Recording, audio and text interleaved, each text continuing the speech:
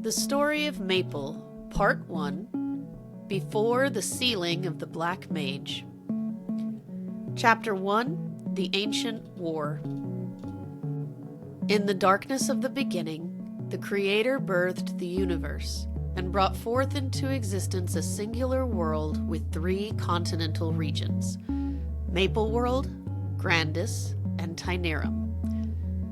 Representing each of these 3 lands were the goddesses who watched over the Urdas, the building blocks of reality, with which they had sculpted souls for all living beings in the world. Throughout the ages, the goddesses occasionally bestowed that same power to manipulate the Urdas upon those whom they deemed worthy, so that those champions could protect the world. As the world began to take shape, 365 creations were made: the sun, the moon, the stones, the trees, the wind, the rivers, the seas, and countless others, each adhering to 365 laws that governed the universe.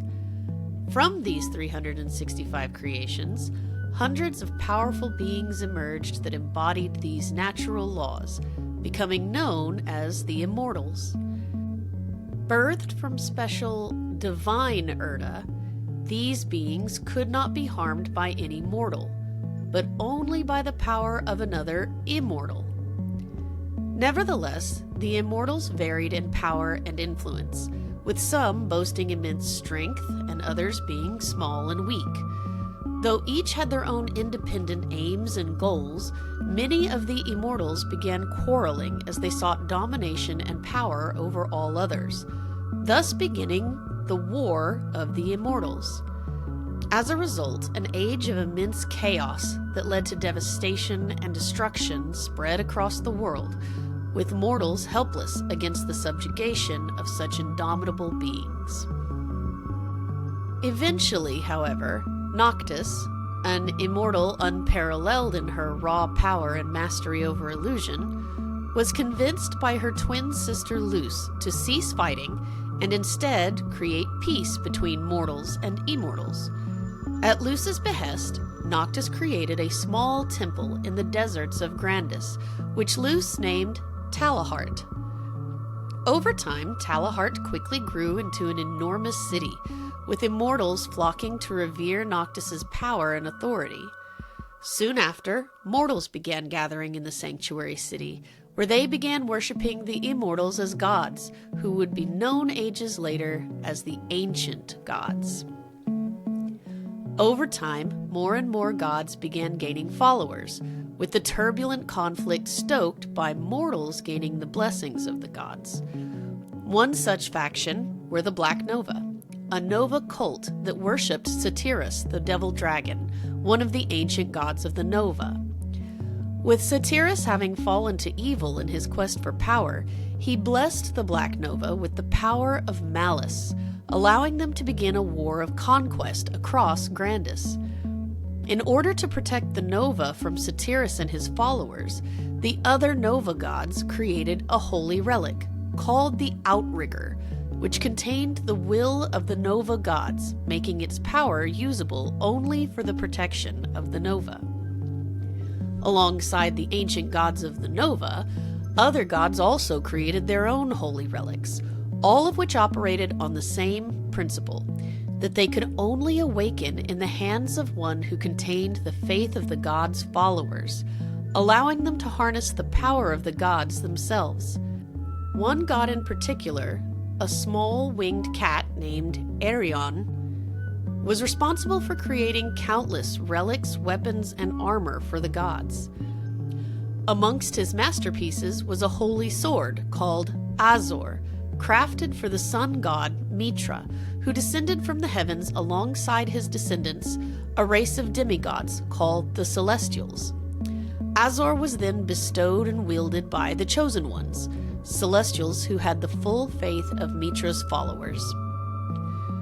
During this time, Tynos, the ancient god of calamity, spread his tainted influence across the world, sending a black fog of pestilence that darkened the sky. Though the immortal gods were immune to Tynos' power, many mortals were killed by the plague, which caused their bodies to wither and rot away. In Talahart, the priests and knights of the city worked together to create a cure and seal the fog away, though Tynos' power continued to threaten the mortal world. In order to combat him, Mitra, proclaiming himself as the god of gods, personally led his celestials to war against Tynos and his descendants. After a long and protracted battle, Mitra defeated Tynos and split his body into 3 pieces, sealing each of those pieces deep beneath High Mountain, a large floating island that served as Tynos' seat of power. Following the battle, Mitra and his celestials claimed High Mountain for themselves, where the celestials built and settled into a city atop the 3 seals of the Calamity God. As the infighting of the ancient gods grew day by day, however, the Age of Chaos continued without end. Hoping to put an end to the carnage, several mortals began researching a way to fight back against the ancient gods, whose immortal forms could not be harmed by any mortal weapon. Their research led them to investigate previously forbidden studies about the Abyss, a realm that contained all the knowledge of the world within the abyssal source. Within the abyss dwelled creatures known as specters, whose souls the researchers sought to fuse with a host body. By filling the host with countless specter souls, the researchers hoped to trick the holy relics into believing that the host was filled with the faith of many mortal souls. However, the ritual that transported a subject into the abyss resulted in a specter immediately taking control of their body, erasing their memories, consciousness, identity, personality, and soul as the cost of having seen the infinite knowledge in the abyssal source. As a result, the specters born from these experiments were horrifying beasts that despised humanity. After years of failure, the inhumane experiments finally succeeded by utilizing hosts who could resist being possessed and taken over by the specters, allowing them to retain their bodies and minds while also being filled with countless specter souls from the abyss. The culmination of this research resulted in the creation of a special type of specter, which could successfully trick the gods' holy relics into recognizing them as worthy wielders, as the relics would sense the countless souls inside the host and mistakenly interpret it as the host being filled with the faith of the gods' followers. As a result, mortals gained the power to defy the ancient gods and face them in combat. Nevertheless, the ancient gods continued to rule ignobly, slaying each other in a quest for domination. Though the Urdas of mortals reincarnated in an endless cycle of creation and destruction, the divine Urdas of immortal beings disappeared upon their death. Fearing that the erasure of such massive quantities of Urda would result in universal collapse, the Creator sought to put an end to the gods' chaos by creating 3 beings known as the Overseers to restore balance in the universe. Unlike the ancient gods, who were personal gods with physical form, the Overseers were abstract, impersonal beings with no material form, embodying the laws of light, life, and time. With the sole purpose of establishing order and certainty in the universe, the Overseers declared war upon the ancient gods, many of whom immediately rallied against the challenge to their rule. With no physical bodies, the Overseers were unable to face the ancient gods directly. To this end, they sought out mortals who would carry out their will. On Grandis, 12 wise and courageous anima sages became known as the Elders, famed for their strong sense of duty and their desire to help the world by sharing their wisdom and knowledge. Their excellent character and convictions drew the attention of the Overseers, who gathered them at the Kunlun Mountains and tasked them with creating weapons that could seal the gods away in eternal slumber. As the gods could only be harmed by the power of another god, the Overseers created a relic known as the World Heart, imbued with immense divine power, far surpassing that of any other holy relic. As a tool for suppressing the power of the ancient gods, the World Heart had the ability to strip a higher being of all their power.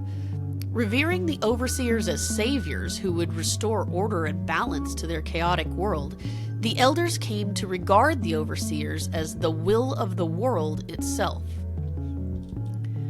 The elders were given much by the overseers, including a long lifespan, and researchers to aid them in their experiments to create the powerful beings that would defeat the gods.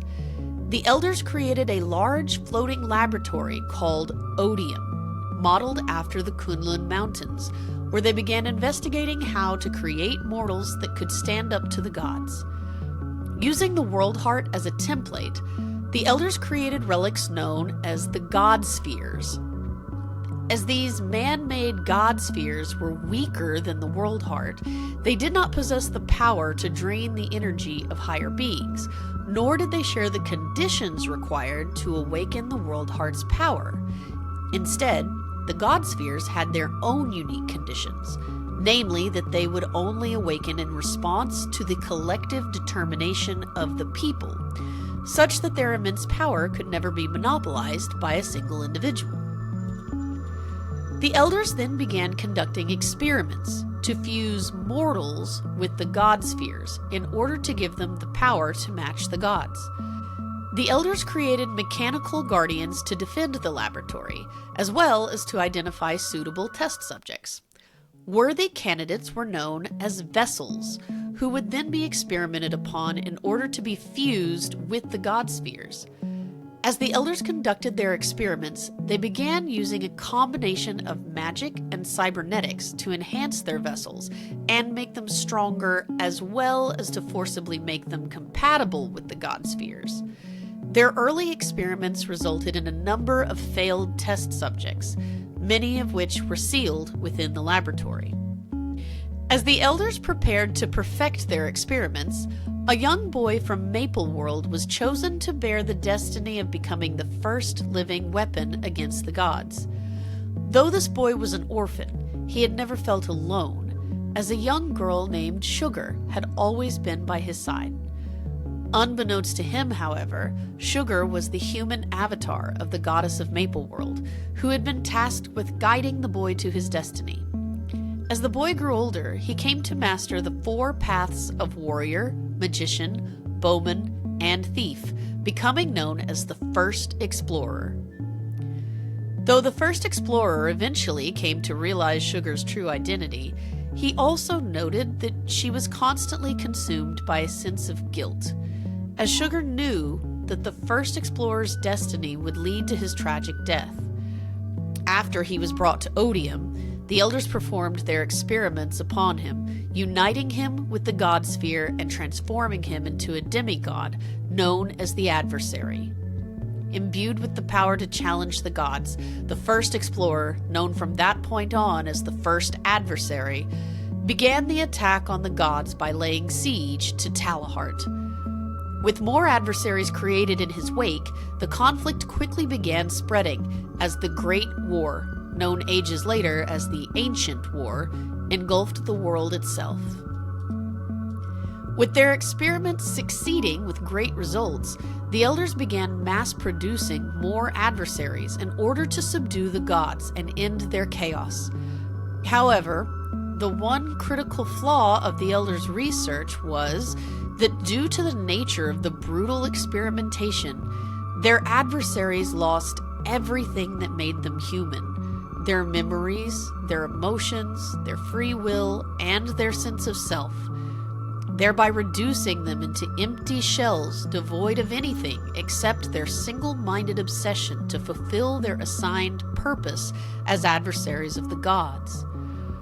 This lack of humanity was called contamination by the elders, who were shocked and disgusted with themselves for having taken away the humanity and free will of so many heroes of the world.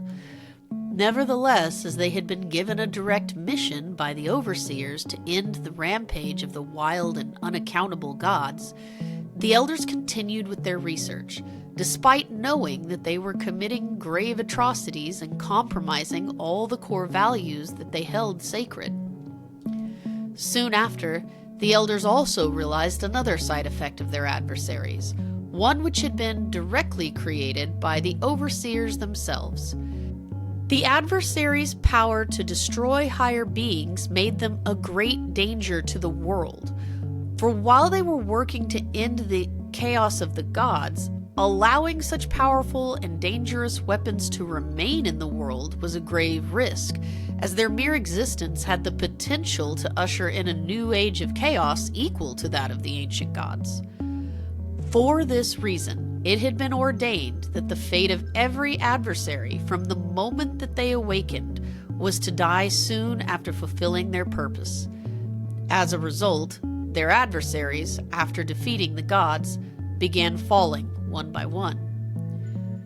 Just as Sugar had always lamented, the first adversary fell in battle upon completing his destiny, with his power coming to rest in the leaves of the maple tree, his favorite resting spot, where it lay dormant, awaiting the one who would inherit his will. Meanwhile, his spirit was imbued into the World Heart, where he serves as a guardian to protect the World Heart from the unworthy. With the adversaries meeting their predestined demise, the elders continued requiring candidates for their experiments to give rise to more adversaries.